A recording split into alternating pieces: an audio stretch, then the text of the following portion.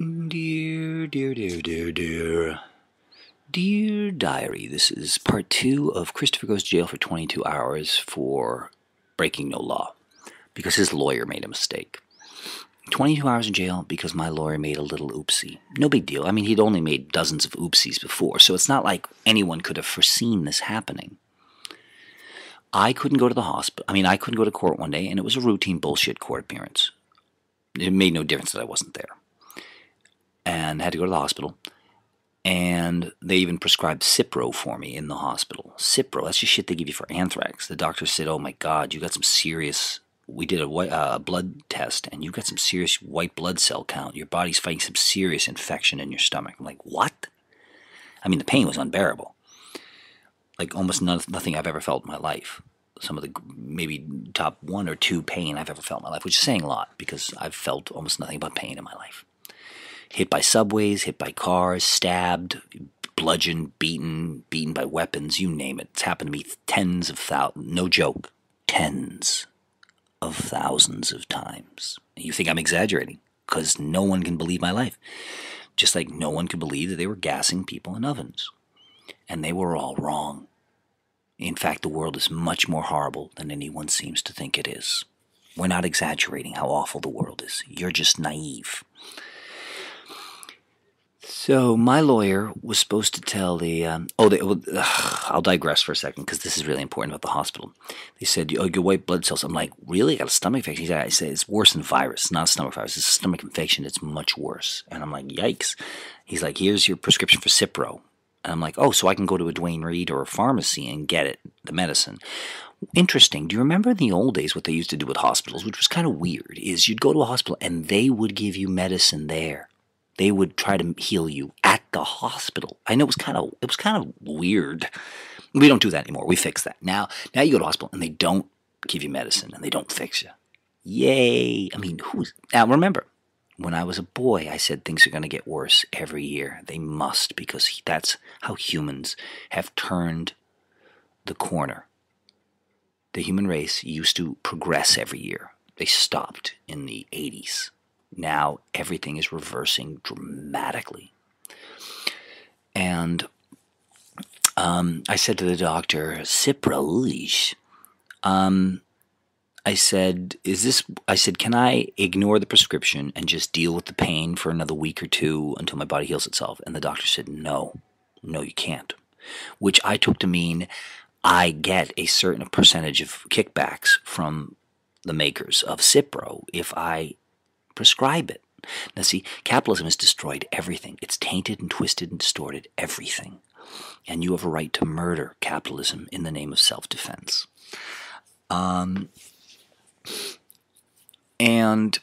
then the doctor gave me this thing. He said, you can't eat for the next 24 hours. I want you to drink all liquid for the next 24 hours. And then I want you to go a few days eating only simple starches.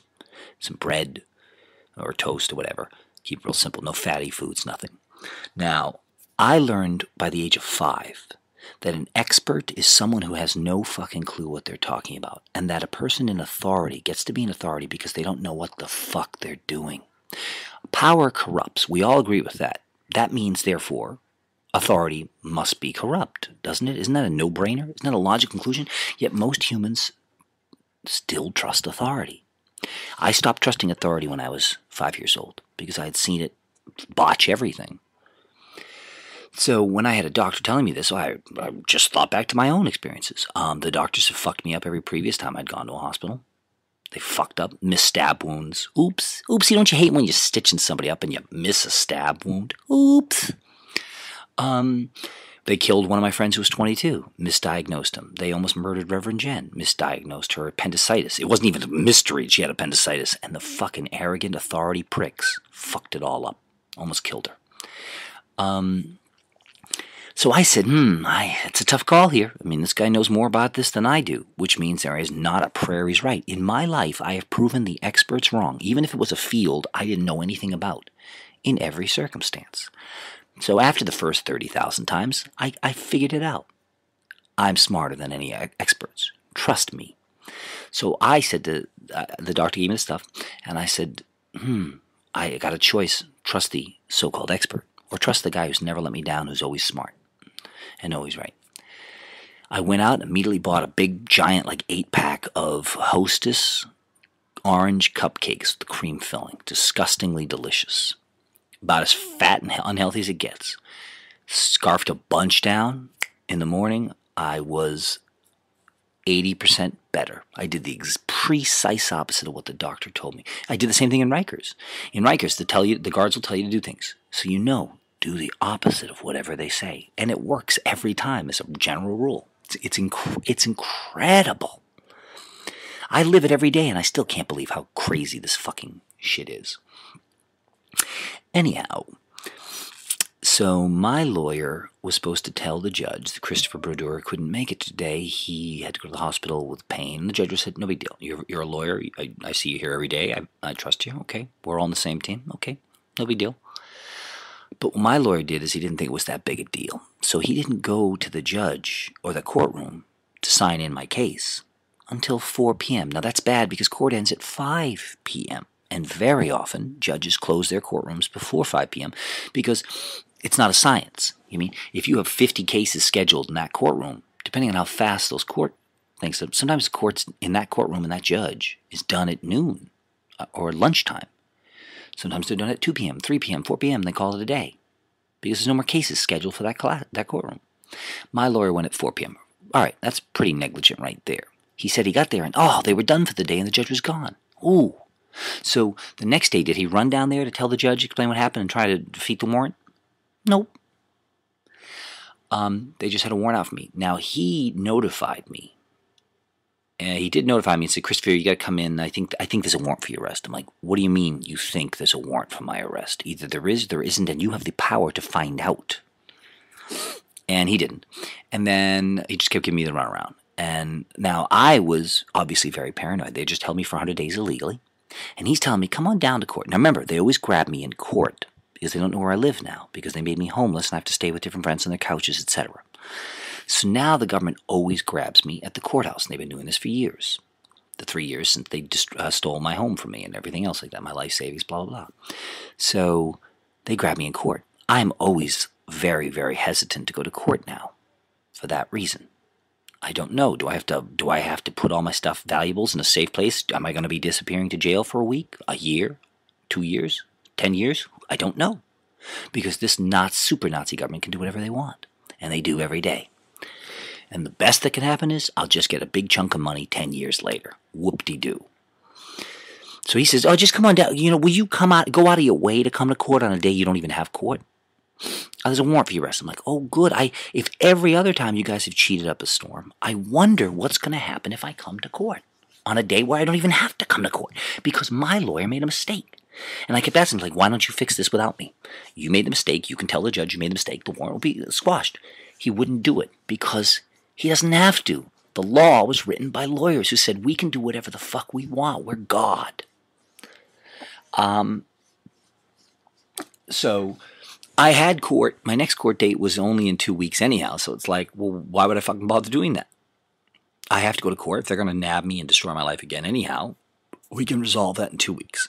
But it means I have to be careful and not get arrested or be near cops because they will throw me in jail on this bogus warrant. Cops, our job is to be as dumb as fucking possible. Their job is to be meathead robots. That is literally the job of a cop. The job of a cop is, people don't realize this.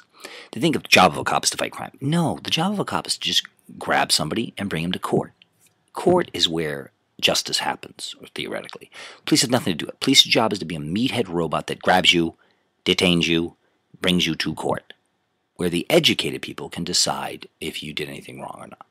Cops are just meathead robots, and that's very dangerous because we gave them guns and the ability to destroy people's lives completely a billion times a day.